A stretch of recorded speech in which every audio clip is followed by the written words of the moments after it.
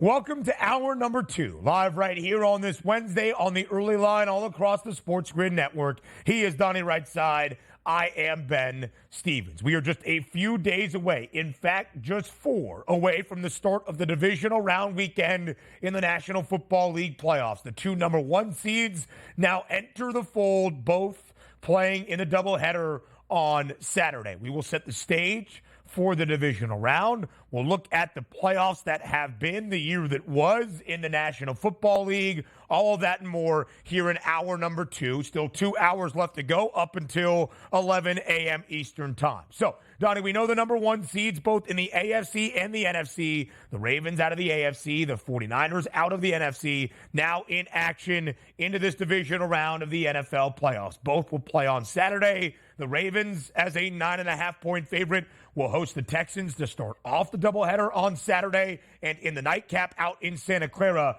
the 49ers, a 9.5-point favorite against the Green Bay Packers, which brings into that idea the old rest versus rust debate. 49ers head coach Kyle Shanahan meeting with reporters yesterday, telling the media in San Francisco Christian McCaffrey will be a full participant in practice this week. It seems the bye week did a number for that injured calf that he was dealing with down the home stretch of this regular season.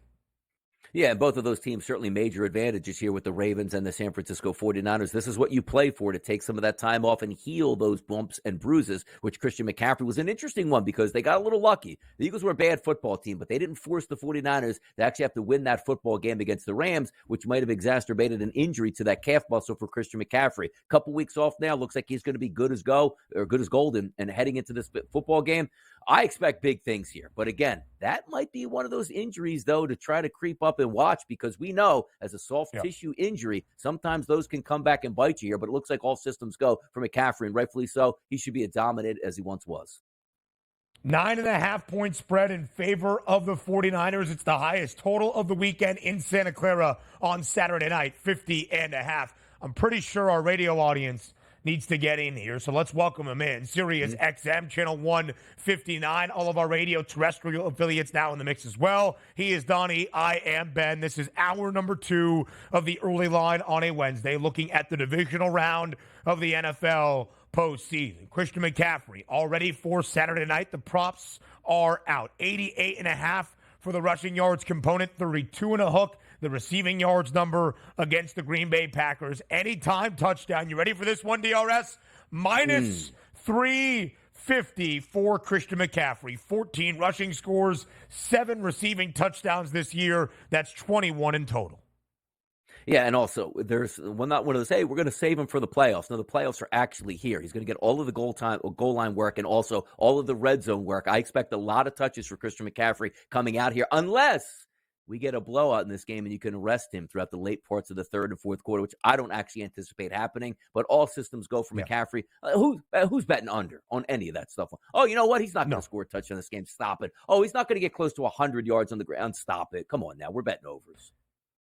Christian McCaffrey in the last regular season game, his last regular season game, week number 17, of course, none of the Niners starters really played week number 18, had 64 rushing yards and 27 receiving yards against the Washington Commanders. That's a total of 91 scrimmage yards. That was the last time for Christian McCaffrey without 100 scrimmage yards dating all the way back to October 23rd against the Vikings. And in that game, he had 96 scrimmage yards. In every other game since October 23rd, Christian McCaffrey had at least 100 yards from scrimmage. When you add the receiving and the rushing yards together, I would expect the same in the opening round of the postseason with a fully healthy Niners squad that had the open weekend as the number 1 seed in the NFC, but also really did not play the starters week number 18 for a good majority in that regular season finale against the Rams. A fully healthy and rested side for San Francisco. Baltimore hoping for the same. They didn't play their starters week 18 against the Steelers. They had the bye weekend to start off the playoffs through the opening round. In Baltimore hoping, Donnie, that Mark Andrews might be back at some point this postseason, maybe even Saturday, to start the 2 games that we have to kick off the divisional round at home against Houston. The practice window opening up for Mark Andrews, and as John Harbaugh told reporters yesterday in the Charm City, Mark Andrews at practice had his best day of practice yesterday. Quote from Harbaugh, "He took a big step." Some super healers here, Ben, at the tight end position. Sam Laporta for the Detroit Lions coming back and scoring a touchdown. We thought he should be out for the season and maybe out for 2024. Now you're taking a look at one of those premier position guys in Mark Andrews. He is the best pass catcher on that team. When he went down, that was like, oh no, there go your Super Bowl dreams up in arms, because maybe that you can make the playoffs, which they did, but eventually you're going to need a guy like Mark Andrews in your lineup. If he comes back, Ben, and he's anywhere near what we anticipate from Mark Andrews, I love it, because you know me. I'm rooting for the Ravens to have a ticket in my pocket. I didn't anticipate him coming back this early. And also, if he's this healthy this early, watch out, Ravens. That is a massive bit of news from Baltimore, no doubt about it. Yeah, very, very big for the Baltimore Ravens. Lamar Jackson's favorite target all season long, pretty much every year of Lamar's career. We last saw Mark Andrews early on in that Thursday night football game against the Bengals that featured not one but 2, of course, significant season-altering injuries for Mark Andrews. The last time we saw him, November 16th, in that game, of course, Joe Burrow injured his wrist, was out for the remainder of the year as well. Very big news for Baltimore. We'll see if Mark Andrews can play this weekend. A 9.5-point spread. We'll look at the early lines a little bit later on. But, Donnie, quickly here. Baltimore's supposed to have some pretty nasty weather with some pretty gusty winds on Saturday, correct? Yes, we're taking a look at a temperature here at kickoff at 22 degrees. No rain and precipitation in the forecast, which is great, but winds sustained around 15 miles an hour. The Baltimore Ravens like to say they're built for this. Now, granted, C.J. Stroud is an unbelievable young quarterback, but we do have to remember they're a team from the South. They're a team with a dome here. Throw those windy environments in there. That's an advantage for the Baltimore Ravens and Lamar Jackson for me, Ben. Donnie, the Saints are keeping Dennis Allen as their head coach. Allen will see year number 3, despite the weird end of the year where it seemed the players and Jameis Winston didn't really trust in his guidance to end out the season against the Atlanta Falcons. But there are some changes expected among the offensive staff. Pete Carmichael, the offensive coordinator for New Orleans, let go yesterday. A Saints team that was really middle of the pack in terms of scoring and total offense this season. Yeah, you take a look at Carmichael, that holdover from Sean Payton was basically his right-hand man for so long. It'll be interesting to see the new look offense for New Orleans and also what that means, Ben, for Taysom Hill, who I guess was a Carmichael guy as they kept him around, and Sean Payton liked him as well. Things are changing in New Orleans. And look, when you don't win, things have to change. And it was the offense, even with Derek Carr, that really held back New Orleans from winning the NFC South this season. So 8 teams still in the hunt for a Lombardi trophy, where the odds have moved. Up next here on the early line.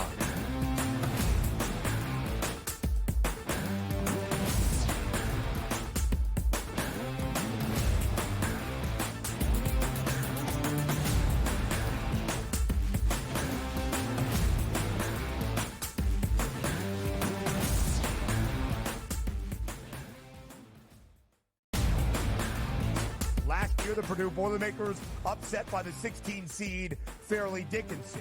Is history going to repeat itself? Purdue is capable of winning 6 games in the NCAA tournament, but the fact is, until Purdue proves that it's capable of not just advancing, but advancing far in the bracket in March, this is going to be the storyline. And I've said that to you throughout the offseason. The early line, only on SportsGrid. Quarterback at quarterback. We're going to lay some juice. We're going to have some dog prices. And we're going to go right in the middle. Because I don't know what they're doing. To me, they're in a complete rebuild, Kev. Go run, run, run. That's where overbackers on this 51.5 shot. Right now, he's got a little bit more over money, but it's hovering right around. The winner of this game will be the division favorite. I don't care if they win, because all we care about is the money, baby, the money. Pro Football Today. It's smarter to be on SportsGrid. The Bostonian versus the Book. This is one of the hardest jobs in all of football. You are replacing Bear Bryant. You are replacing Nick Saban. You are replacing guys who won national championships, and they still wanted them out. They still wanted them gone. Mike Shula, you're replacing him? A disaster. Dubas was a disaster. Gene Stallings. That's what I mean. They ran him out. He won a national championship, and they ran Gene Stallings out.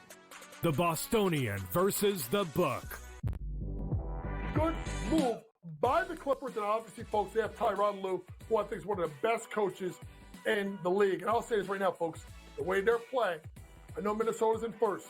I know Oklahoma City's been great. I know Denver's been fantastic. But the team I'm thinking right now that could actually come out of the West, if they stay healthy, and he keeps playing like that, it's Kawhi Leonard and the Clippers. Betting above the rim. Only on SportsGrid. I really thought the Lions were going to blow out the Rams. And in the first half, I was like, all right, I got one right here on this one. And then the Lions, what happened, Jacob? They, stopped playing. The Lions offense is more of a complete unit right now because they have a really strong run game. And I know Tampa's run defense is good too, but all they need is David Montgomery and Jameer Gibbs to do a little, and that'll open things up for Jared Goff. Newswire.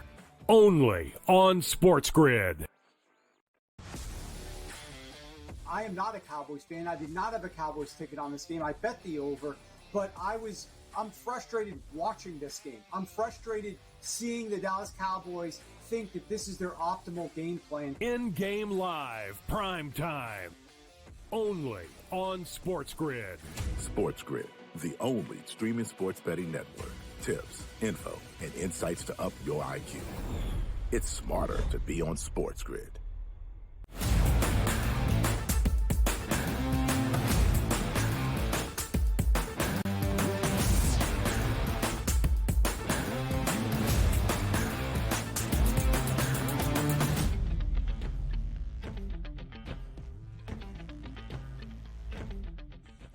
Live right here on this Wednesday on the early line on SportsGrid, 4 days out from the start of the divisional round in the National Football League postseason.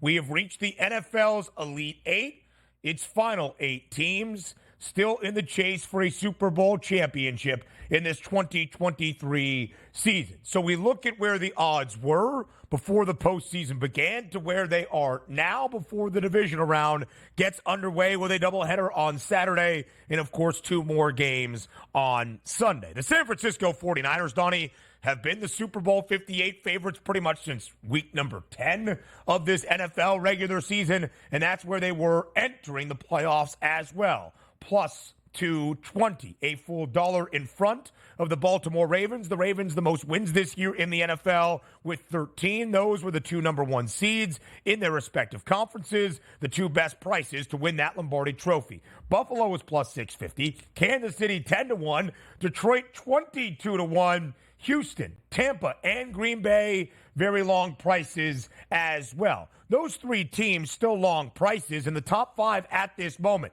San Francisco plus 175, Baltimore plus 270, Buffalo plus 490, KC 7-1, and Detroit rounds out the top 5 at 9-1. Donnie, which bit of movement in the Super Bowl 58 odds draws your attention first?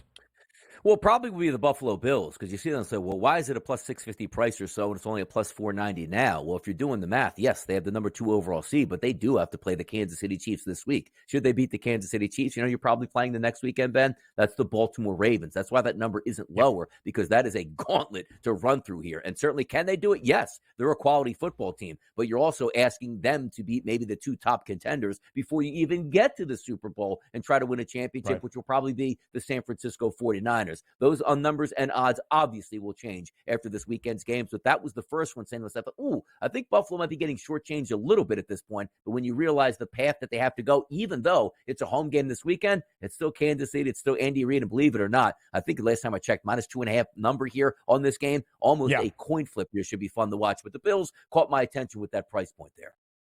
So that was my next question, Donnie. A $2.10 difference in the Super Bowl 58 odds for Buffalo and KC, plus 490 for the Bills, 7-1 for the Chiefs, and a 2.5-point spread for their individual matchup this weekend in Western New York for the final game of the divisional round weekend.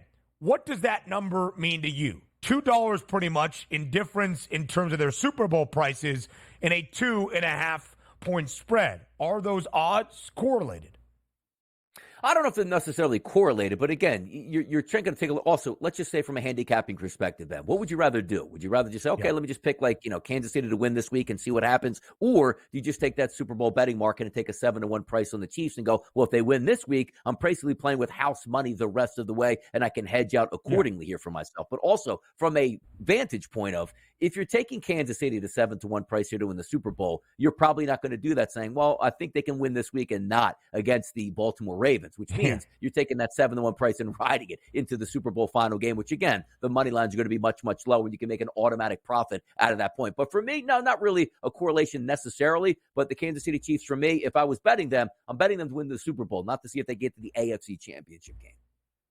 Right, so I actually thought the number would be in the Super Bowl market based on just a 2.5-point spread, a little bit tighter. I mean, we're talking maybe a couple of cents, right? It's a $2.10 difference. If they were $1.50 away from each other, that might stack up a little bit more in how I rationalize everything here. But again, it's only $1.10 of difference in the AFC Championship market, where Baltimore is the favorite at plus 115, which brings me to my second point. When you look at value here in the Super Bowl 58 odds, I think it rides solely with the San Francisco 49ers, plus 175. Based on the NFC playoff picture, Donnie, where things stack up for San Francisco. We knew the Niners were going to be in pole position to win the NFC as the number 1 overall seed anyway. Home field advantage, best team with the most optimistic odds outlook all year long. They are now a minus 180 favorite to win the NFC Championship before even playing a single playoff game. So you are getting a team at a nearly $2 minus money price that is going to be booked as a favorite throughout their run to a potential Lombardi trophy, even in a Super Bowl, at a plus 175 price. Let's say it's the 2 number 1 overall seeds facing off in Las Vegas on Super Bowl Sunday, San Francisco and Baltimore. I think the 49ers are still probably around a 2.5-point, 3-point favorite against the Ravens, even if it's closer than that. Even if for some reason San Francisco is a slight underdog against Baltimore, it's not going to be plus 175 in terms of that money line price. So for me, I think there is value despite the fact they are the favorites with the 49ers to win Super Bowl 58 at plus 175. No doubt about it, they are. And now, granted, they still have to play the football games. You still have to win because there were some upsets this past weekend that we probably most weren't anticipating. And also, if the 49ers still get to the Super Bowl, but maybe Christian McCaffrey is banged up, Deebo Samuel is banged up, of course, those things will always factor in. So for me, that price point at plus 175, if I do think they're going to win it, probably not enough to entice it because, all right, I'll just bet them to win this weekend, the next weekend. How about just money line rolling it over all the way to the Super Bowl? You'll probably turn out a much better price than a plus 175 that you would get for them just to win it at this point now. But if we're being honest with ourselves, the 49ers deservedly, rightfully so, should be under a 2-1 price or a plus 200 price or less because they are the best team. And also, that number getting short, it's not a surprise because as much as people want to say the Philadelphia Eagles, oh, they were a bad football team, some people are still expecting the Eagles might be able to get it together and challenge them. The same thing with the Dallas Cowboys, who are playing very good football heading into the playoffs. The path to victory now is a little bit easier, and we're not slighting. The Green Bay Packers are playing very good football down the stretch and absolutely hammered the Dallas Cowboys. You take a look at the Lions. They're every bit as good as what we thought they would be heading into the playoffs. But again, the Lions are going to go outdoors. They got to play in Santa Clara if they want to get to the Super Bowl. That's what factors it in. I don't think anybody's looking at the 49ers right now as if they can't win the Super Bowl. I just wouldn't take that plus 175 price and say, okay, let me roll this out for the next 3 weeks. I would just bet them individually all the way through if you believe they're going to win. And according, just bet them on the money line. Money line this weekend, money line NFC Championship game, money line Super Bowl. You probably get a better price return than the plus 175 just on that one win for the Super Bowl. So Super Wild Card Weekend, 5 out of the 6 matchups decided by at least 2 touchdowns, average margin of victory, 17.3 points per game. And then we look at the spreads for this divisional round. 9.5 in favor of the Ravens against the Texans. 9.5 in favor of the Niners against the Packers. 6.5 in favor of the Lions against the Buccaneers. The shortest number is 2.5 in favor of the Bills against the Chiefs. It's the only one under a field goal. There are 2 games under a touchdown, and 1 is barely under a touchdown. Donnie, divisional round weekend is when we expect the cream to rise to the top. What do you expect with the hefty numbers we see for the 4 matchups, or at least 3 of the 4 matchups in this divisional round? Yeah, the one thing that you do like, because there's two different ways to play it, Ben, right? I don't think there's going to be too much, let's just say, rust, because rust in the NFL is king here. It's not like in the NBA, like, hey, by the way, we haven't played a game in 10 days. Ooh, maybe we're not up to, like, speed here by the time we hit the basketball court. So I expect Baltimore to win. I expect San Francisco to win. But at the same time, you're also looking at teams that are learning to win on the fly. The Houston Texans, what a massive victory just to get into the playoffs and win their division. Then an even bigger victory, and they clowned Cleveland here. Do you think they're riding in like, you know what, now our time's going to come? No, they're pressing that lever down. There's no house money they're playing with. They probably believe they can actually go into Baltimore and win despite being 10-point dogs, and rightfully so. Same thing here. Take a look at Green Bay, playing their best football down the stretch. Love has been absolutely sensational. So when you take a look at those two matchups, we expect the number one seeds to come out. But these aren't veteran groups that are used to, you know what, we always make the playoffs and dip out in rounds 1 or 2. These are young, hungry football teams that basically, Ben, don't know any better than to go out and upset teams they're not supposed to beat.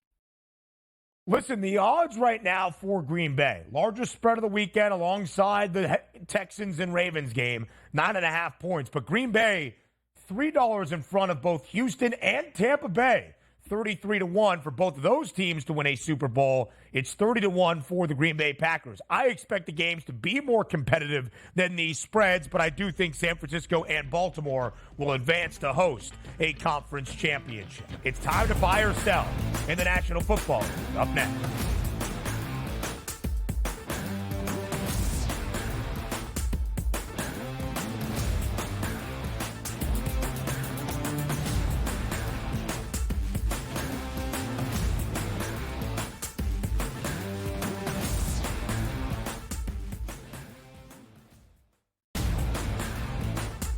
The Purdue Boilermakers upset by the 16 seed Fairleigh Dickinson. Is history going to repeat itself? Purdue is capable of winning 6 games in the NCAA tournament, but the fact is, until Purdue proves that it's capable of not just advancing, but advancing far in the bracket in March, this is going to be the storyline. And I've said that to you throughout the offseason. The Early Line, only on SportsGrid. Quarterback at quarterback. We're going to lay some juice. We're going to have some dog prices, and we're going to go right in the middle. Because I don't know what they're doing. To me, they're in a complete rebuild, Kev. Go run, run, run. That's where overbackers on this 51.5 shot. So right now, he's a little bit more over money, but it's hovering right around. The winner of this game will be the division I favorite. don't care if they win, because all we care about is the money, baby, the money. Pro Football Today. It's smarter to be on SportsGrid. The Bostonian versus the Book. This is one of the hardest jobs in all of football. You are replacing Bear Bryant. You are replacing Nick Saban. You are replacing guys who won national championships, and they still wanted them out. They still wanted them gone. Mike Shula, you replacing was him? a disaster. Dubas was a disaster. Gene Stallings. That's what I mean. They ran him out. He won a national championship, and they ran Gene Stallings out. The Bostonian versus the Book. Good move by the Clippers, and obviously, folks, they have Tyronn Lue, who I think is one of the best coaches in the league. And I'll say this right now, folks, the way they're playing, I know Minnesota's in first. I know Oklahoma City's been great. I know Denver's been fantastic. But the team I'm thinking right now that could actually come out of the West, if they stay healthy, and he keeps playing like that, it's Kawhi Leonard and the Clippers. Betting above the rim, only on SportsGrid. I really thought the Lions were going to blow out the Rams. And in the first half, I was like, all right, I got one right here on this one. And then the Lions, what happened, Jacob? They, stopped playing. The Lions offense is more of a complete unit right now because they have a really strong run game. And I know Tampa's run defense is good too, but all they need is David Montgomery and Jameer Gibbs to do a little, and that'll open things up for Jared Goff. Newswire, only on SportsGrid. I am not a Cowboys fan. I did not have a Cowboys ticket on this game. I bet the over, but I'm frustrated watching this game. I'm frustrated seeing the Dallas Cowboys think that this is their optimal game plan. In-game live, prime time, only on SportsGrid. SportsGrid, the only streaming sports betting network. Tips, info, and insights to up your IQ. It's smarter to be on SportsGrid.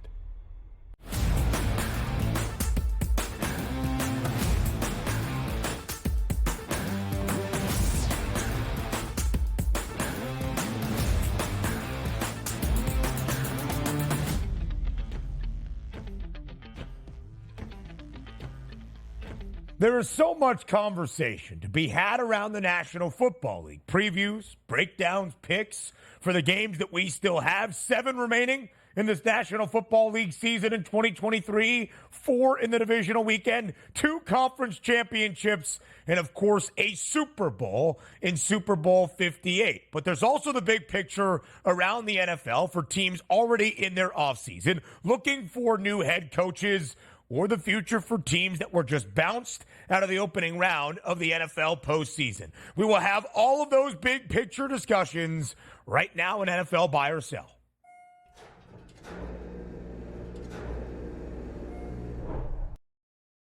The Pittsburgh Steelers under Mike Tomlin. 17 years at the helm for Tomlin in the Steel City, a staple of consistency. Never a losing record, never less than 8 wins, 11 playoff appearances in the last 17 years, but only 2 conference championships in the AFC. Now, there were reports yesterday that Mike Tomlin, despite walking off the podium on Monday evening in Western New York, when asked about his future as Pittsburgh's head coach, that Tomlin was telling the Steelers organization and the players in those locker rooms that he is coming back to be the coach in 2024. So I ask you, buy or sell, Donnie, Mike Tomlin will coach the Steelers next season.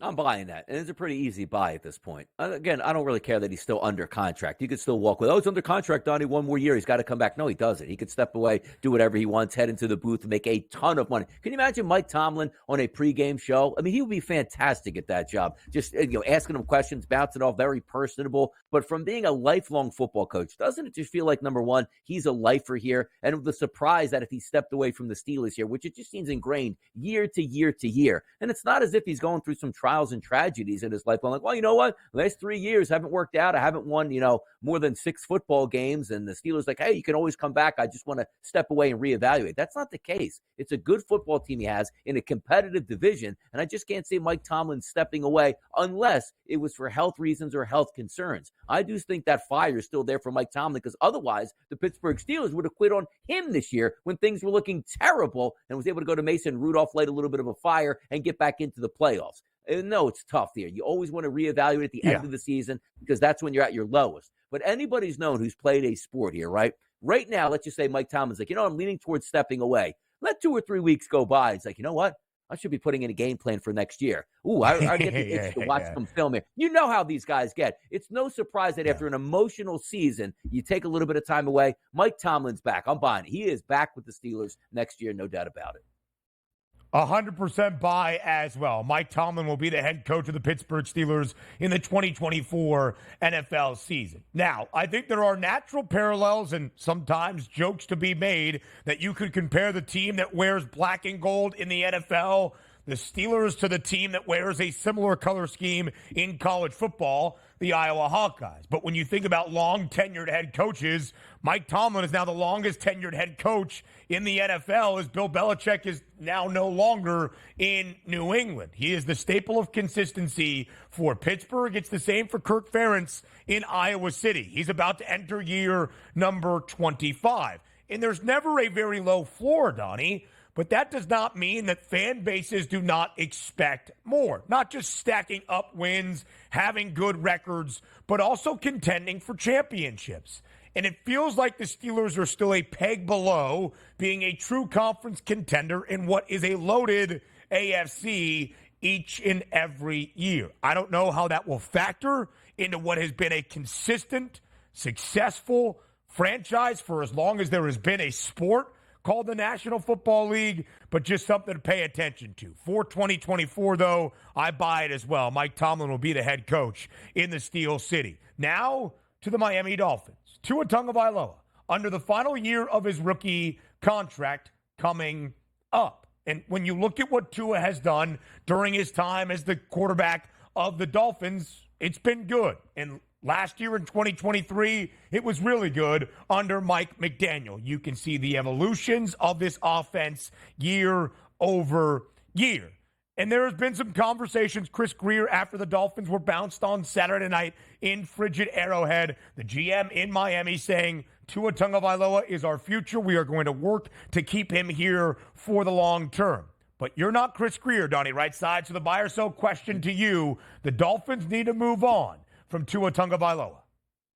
I'm going to sell that. And here's the reason I'm selling that here. Because who are you going to at this point, Ben? Who is out there for you to get? Is there an Aaron Rodgers waiting to come down to Miami and settle the score? Are you trading multiple draft picks to try to go get a rookie quarterback and try to get the same type of experience that Tua Tagovailoa has had over the past couple of years with the Miami Dolphins? And how long are you going to be in this window where Tyreek Hill is one of the most elite receivers in football? Jalen Waddle still going to be healthy out there. Raheem Mostert, as we call out, 31 years old. The time is now for the Miami Dolphins. And unless you're making a move again for an elite level quarterback, which just, what, are you going to bring Kirk Cousins down there to the Miami Dolphins for one season? I don't think so. The one thing that we wanted to see from Tua Tagovailoa this season, Ben, was what? It wasn't if he could throw for 4,600 yards, what he did. It wasn't close to 30 touchdown passes, which he finished with 29. It was, can you stay healthy for the full 17 games? And he did that. That was the major ingredient. Now, if you want to say, hey, look, didn't show up against the Baltimore Ravens, then we really needed him here against the Buffalo Bills, and then we really needed him against the Kansas City Chiefs. I understand how bad it looks on the back end of the season,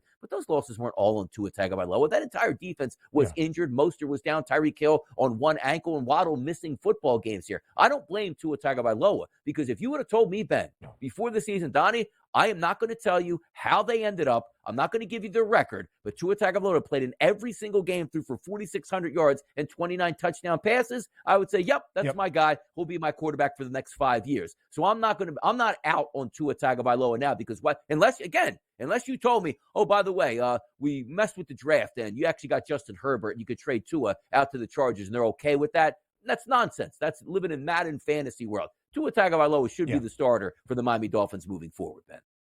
Completely agree. I'm going to sell the notion the Dolphins should move on from Tua Tagovailoa. I think that would be a large and critical mistake.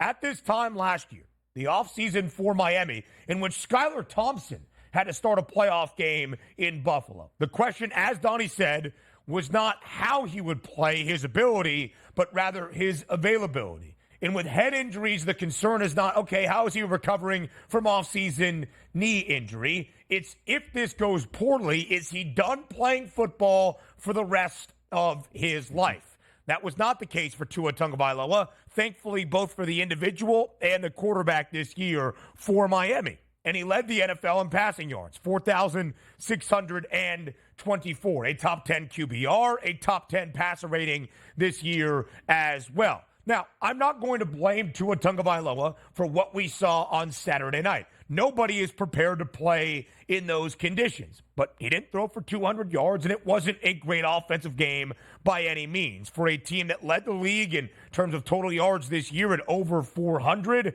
to only have 264, not great. For a team that was the second best scoring offense in the National Football League throughout the regular season, averaging better than 29 points per game, to only score once, again, not great. But Raheem Mostert was banged up as well. Tyreek Hill and Jalen Waddle, not fully healthy. But it could have been played in Miami, Donnie, and I still would have given the advantage to Kansas City, given not what the offensive issues might have been for Miami, but because of the X's and O's and the defensive issues with all of the injuries for the Dolphins. That's the story of the year. Now, when you look at the entirety of the microcosm for Miami, 1-6 against the spread as an underdog and straight up, losing every game as an underdog by at least a touchdown, not covering by an average margin of close to 13 points per game.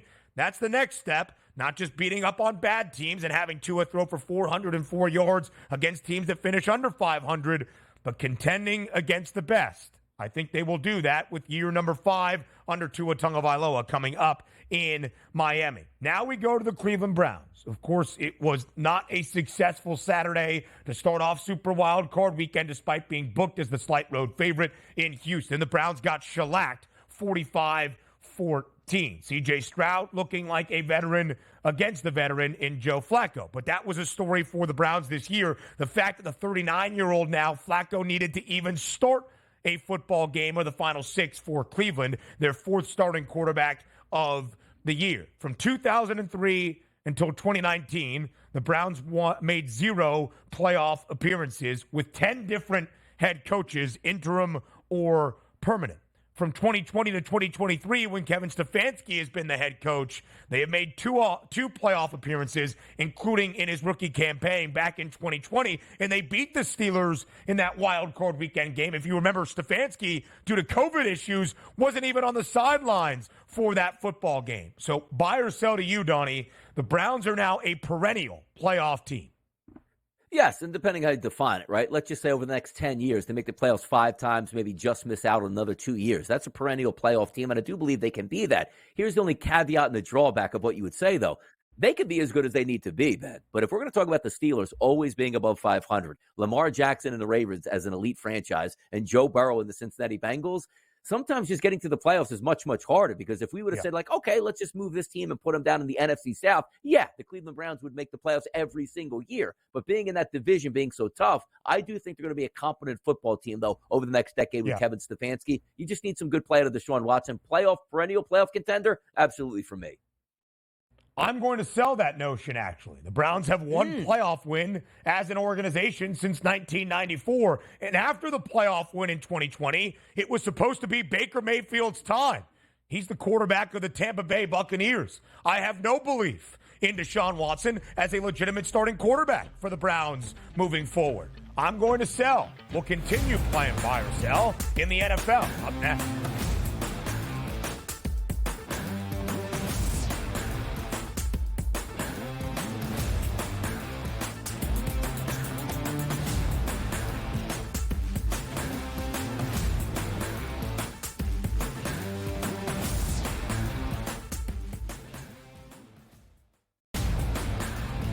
Last year, the Purdue Boilermakers upset by the 16 seed Fairleigh Dickinson. Is history going to repeat itself? Purdue is capable of winning 6 games in the NCAA tournament, but the fact is, until Purdue proves that it's capable of not just advancing, but advancing far in the bracket in March, this is going to be the storyline. And I've said that to you throughout the offseason. The Early Line, only on SportsGrid.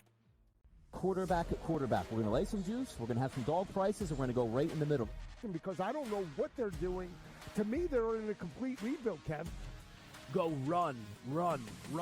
That's where overbackers on this 51.5 shot. So right now, he's a little bit more over money, but it's hovering right around. The winner of this game will be the division I favorite. don't care if they win, because all we care about is the money, baby, the money. Pro Football Today. It's smarter to be on SportsGrid.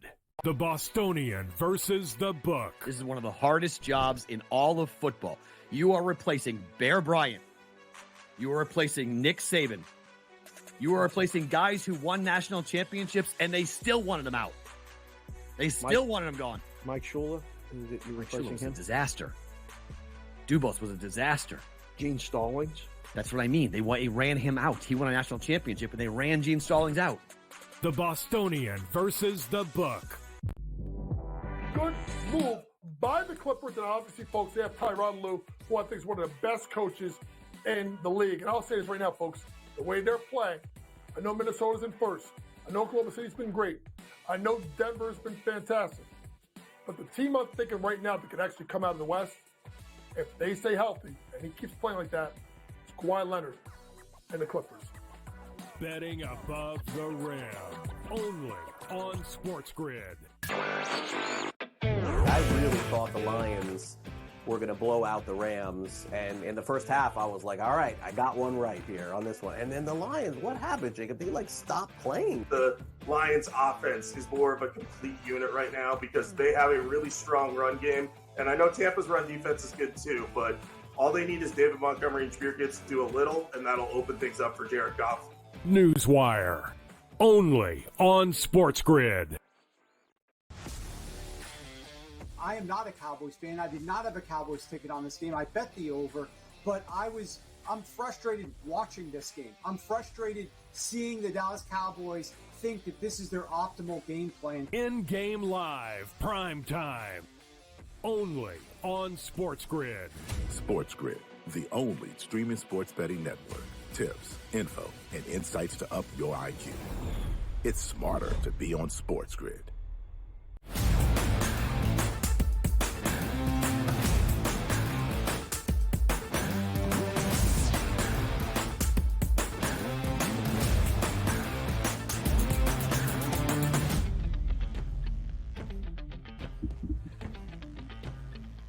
Now this is going to be fun. We welcome you back to a Wednesday Live right here on the early line as we continue to go around the National Football League in buy or sell. There is Donnie Rightside, a lifetime Philadelphia Eagles fan who considers the Eagles winning a Super Bowl at the end of the 2017 NFL season one of the 3 best days of his life. So how does Donnie feel about the Birds? The best day. I'm not going to say that because there are certain people in your life, Donnie, that live in your household that I do not think. They don't even know what I do. They don't even know the job I have. Don't worry about it. They're not watching this. Don't worry. It's no big deal. Trust me. All right. Never going to get back. Right. Well, the best day. Fair enough. National television, the best day over a wedding and a birth, but that is fine. We'll keep it rolling live right here. So that was the high, though, of the Eagles. The low was how they ended 2023, dropping 6 of their final 7 games, including getting bounced in the opening round of the postseason, despite being a road favorite in Tampa on the Monday Night Football finale of Super Wild Card Weekend. Through the first 11 games of this season, in the first 12 weeks, the Eagles were the NFL's best team at 10-1. So Donnie Rightside, buy or sell? And I cannot wait for your answer. The Eagles should fire Nick Sirianni.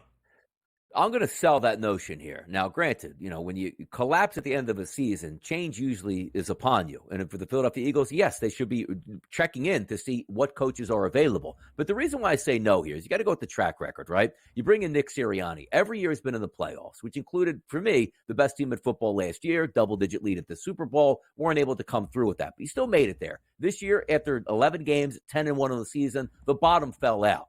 Now, there's 2 ways that you can actually take a look at this and say, well, Nick Sirianni, this doesn't have the ear for the locker room. Or you can say, it's actually really amazing that team was 10-1. I don't know how Sirianni even got them to 11 overall wins with the way that defense was shaping up the remaining parts of the season. But also, when you look at the MO of the Philadelphia Eagles, right, the last 2 head coaching hires, look at them. Number 1 was Doug Peterson. Yes, he won a Super Bowl, but Doug Peterson was like the 7th choice on the board here when it was all said and done, and they wound up with him. Did it work out? Absolutely it did. Then you go to Nick Sirianni. I don't think Nick Sirianni was kicking down the NFL doors to be a head coach in 6 to 7 different cities. You sort of wound up with Nick Sirianni, and we laughed at his first press conference, but it did work out because why? The Eagles are a structured organization where the head of it obviously is Jeffrey Lurie, the owner.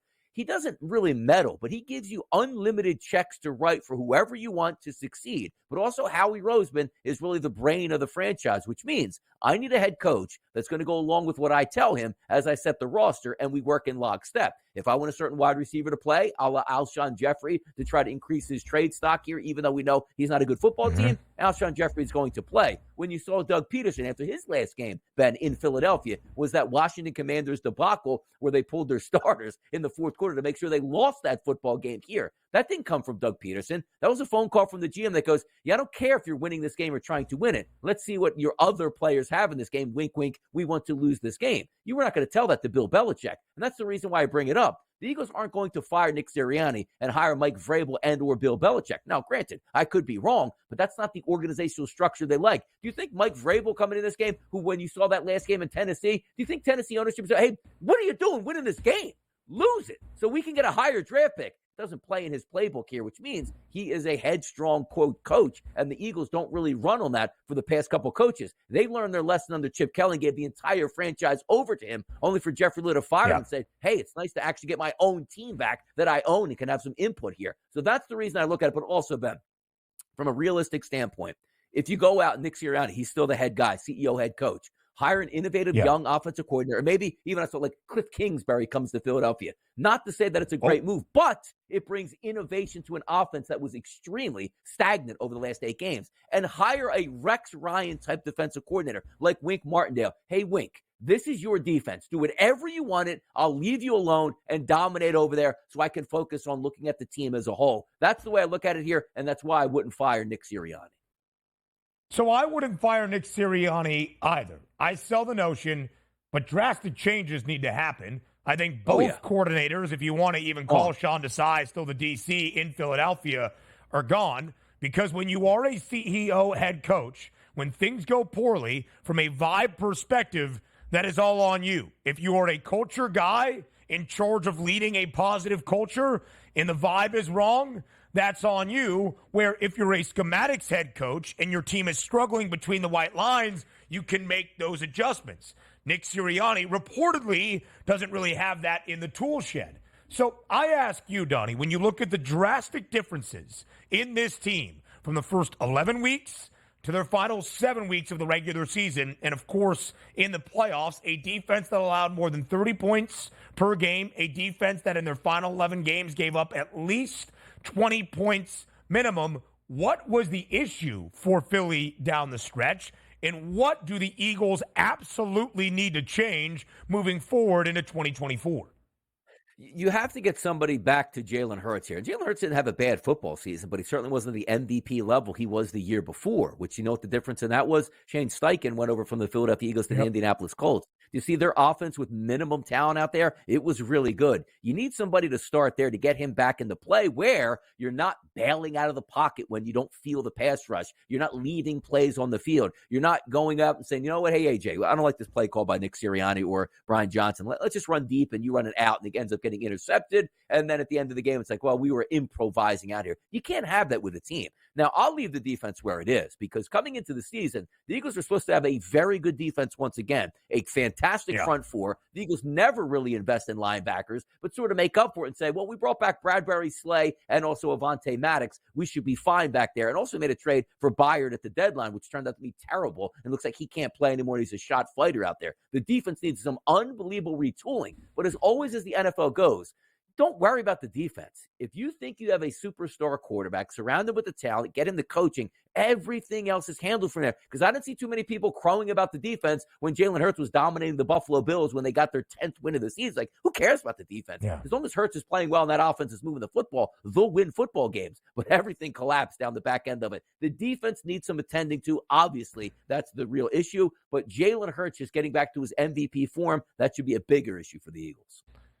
Now to the other NFC East playoff team that was one and done in this postseason. The Eagles were a favorite on the road. The Cowboys were a touchdown favorite at home, where they had won 16 consecutive games at the Star before Green Bay absolutely blitzed them on Sunday afternoon. As we look at the Cowboys, a preseason win total of 9.5. Dallas, for the third straight year, finishes with 12 regular season wins. They actually won the division because Philly stumbled down the stretch. But as I said in March, as I said in May, as I said in August, as I said in early September before the year got started, and throughout the regular season, I wouldn't put Donnie Right Side's money on the Cowboys to win an NFC title because they can't even reach an NFC championship game. 13 playoff appearances now since their last Lombardi Trophy in 1995. They have never advanced past the divisional round in any of those 13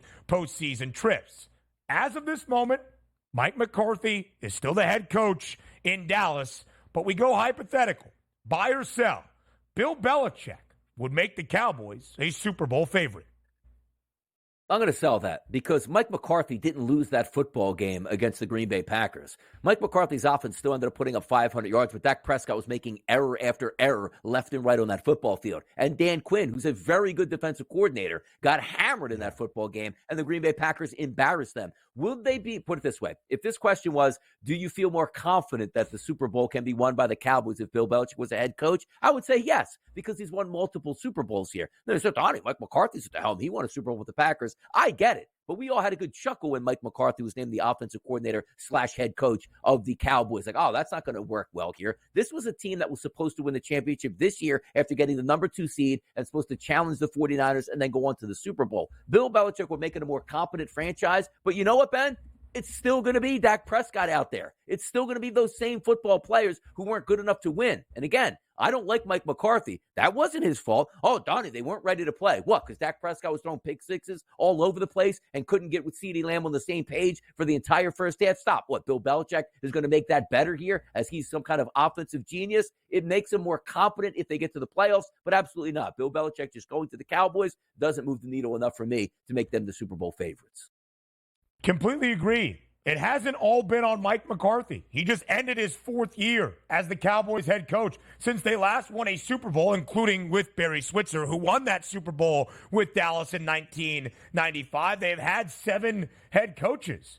And with those 7 head coaches, and even Jason Garrett in a long tenure, and Bill Parcells and Wade Phillips, and so on and so forth, they have not reached the NFC Championship game. So I don't even think, with how great Bill Belichick is, the most successful Super Bowl winning head coach in the history of the National Football League, it automatically makes the Cowboys a Super Bowl favorite. Until these 2 eyes see it, I would never bet it. That's how I feel about Dallas. There are certain things that just plague a franchise through and through. Now we go from the Cowboys to the Rams, the 2021 Super Bowl champions in Super Bowl 56 in L.A. A disastrous, injury-ridden season. The following year in 2022, we've never seen a worse Super Bowl hangover for a team. They missed the playoffs and finished at 5-12. We're not expected to do much here in 2023. A preseason win total of 6.5, and the under had the hefty juice. The Rams win 10 games.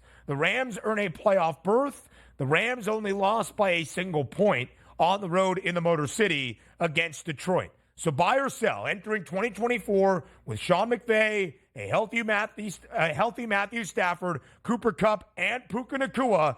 The Rams Super Bowl window is still open. I'm buying it. I'm absolutely buying that here because the first thing what you check on here is Matthew Stafford. Is he 41 years old? No, he's 35 years old. So that's relatively young now all of a sudden in the NFL for all-pro quarterbacks who can play into their 40s. Also, you take a look at Cooper Kupp, who looks like he's lost a little bit from what he has been over, say, the past 2 to 3 years because of injury. Puka Nacua is making up for that. They're just as good there. And you take a look at Kyron Williams, a young, cheap running back there who's going to be able to dominate for the next 2 to 3 years. He's still there. Matthew Stafford invigorated this season coming back. And also, how about this, the biggest one? Sean McVay saying, you know what?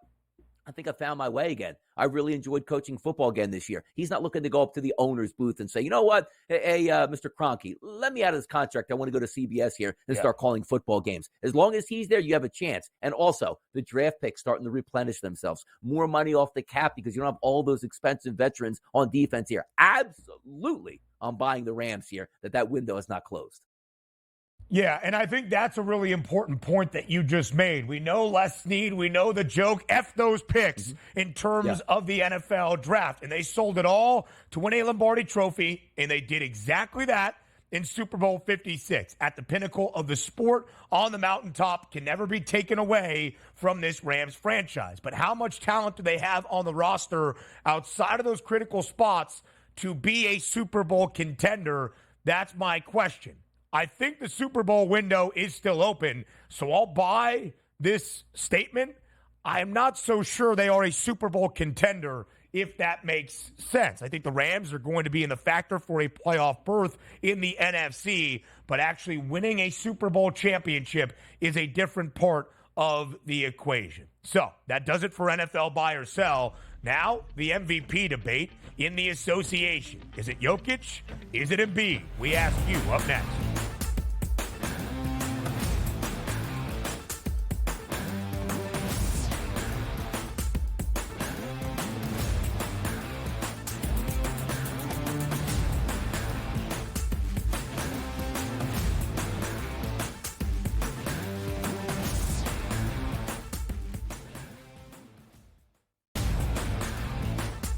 The Purdue Boilermakers upset by the 16 seed Fairleigh Dickinson. Is history going to repeat itself? Purdue is capable of winning 6 games in the NCAA tournament, but the fact is, until Purdue proves that it's capable of not just advancing, but advancing far in the bracket in March, this is going to be the storyline. And I've said that to you throughout the offseason. The early line, only on SportsGrid.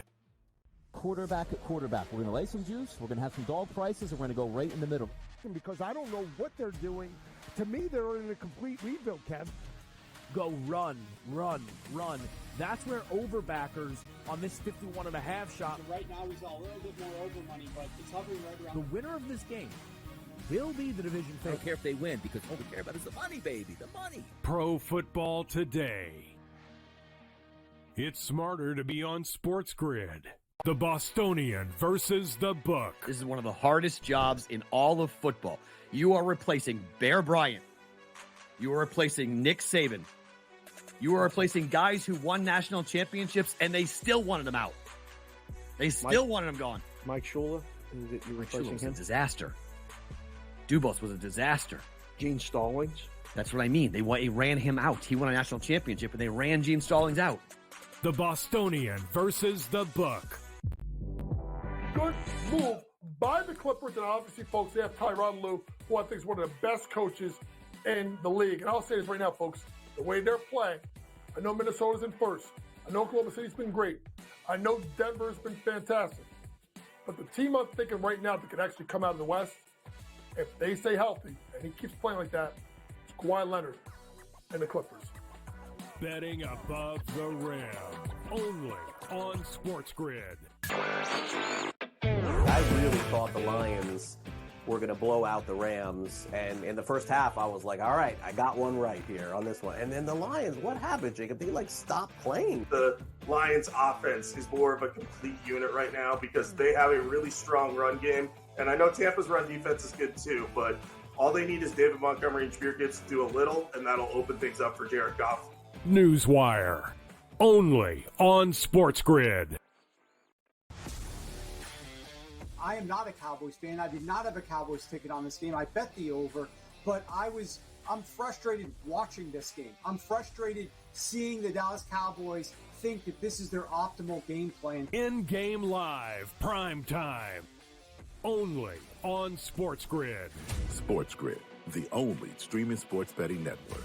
Tips, info, and insights to up your IQ. It's smarter to be on SportsGrid.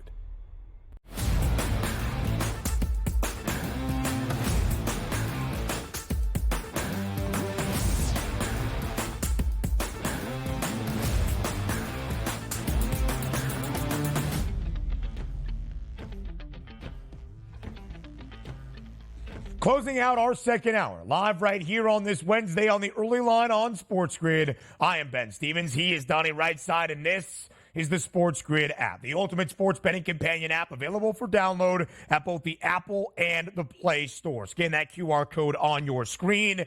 In a matter of moments, all of our insight and information available in the palm of your hand. Again, it was a short slate on a Tuesday night around the association, but a marquee one at that. In an MVP showdown in Philadelphia that went the way of Joel Embiid, the reigning NBA MVP, and the Philadelphia 76ers against the two-time NBA MVP, Nikola Jokic, and his Denver Nuggets. Philly won 126-121.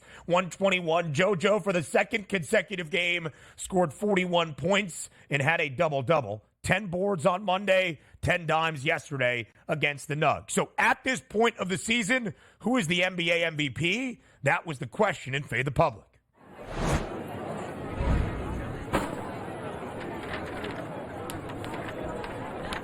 At SportsGrid TV on Twitter, who is the NBA MVP so far this season? Nikola Jokic, Joel Embiid, or other? And Donnie, I think people are pretty firmly entrenched in how they feel about the Jokic versus Embiid debate. 46% of the public going with JoJo. 37% of the public going with the Joker. About 17% on the other. Somebody wrote in, how about SGA, who has that third best price as well? Donnie, who do you believe is the MVP so far this season in the association? Right now would be Joel Embiid. I mean, doing historic things. Last year, he won the MVP award, Ben, and he's having a better season than his MVP season of last year. And also, we weren't expecting as much out of the Philadelphia 76ers this year as we did last year, and yet Joel Embiid is still carrying them and probably will finish at least with a top 4 seed in the East. And also, let's get back to the basics here. When did we ask this poll? The day after Joel Embiid and Nikola Jokic went toe-to-toe. Who won that basketball game? Who dominated with 41 points? It was Joel Embiid. Yeah. Rightfully so today, he should be the leader. We'll continue the conversation. Who should be the MVP frontrunner when Hour 3 starts in 55 seconds?